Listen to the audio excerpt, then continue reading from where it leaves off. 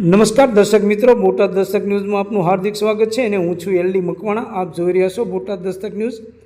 હવે પછીના સમાચાર વિગતવાર.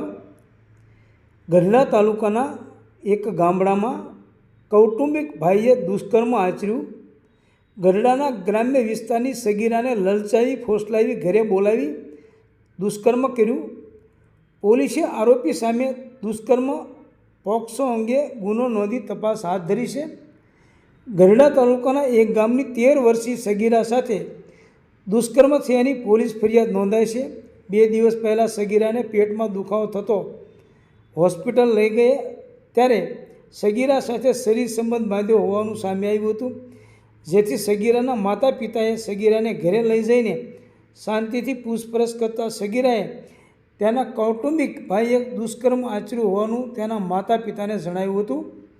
સગીરાને વધુ પૂછપરછ કરતાં સગીરાએ જણાવ્યું હતું કે આશરે 3 માસ પહેલાં સગીરા ઘરે એકલી હતી ત્યારે તેના કૌટુંબિક ભાઈએ સગીરાને લલચાવીને ઘરે બોલાવી હતી અને અડપલા કરીને સગીરા ઉપર દુષ્કર્મ આચર્યું હોવાનું સગીરાએ તેના માતા પિતાને જણાવ્યું હતું, જેથી સગીરાના પિતાએ આરોપી સામે ગઢડા પોલીસમાં ફરિયાદ નોંધાવી છે. ત્યારે ગઢડા પોલીસે આરોપી વિરુદ્ધ દુષ્કર્મ અને પોક્સો કલમ હેઠળ ગુનો નોંધી આરોપીની ધરપકડ કરવાના ચક્રો ગતિમાન કર્યા છે.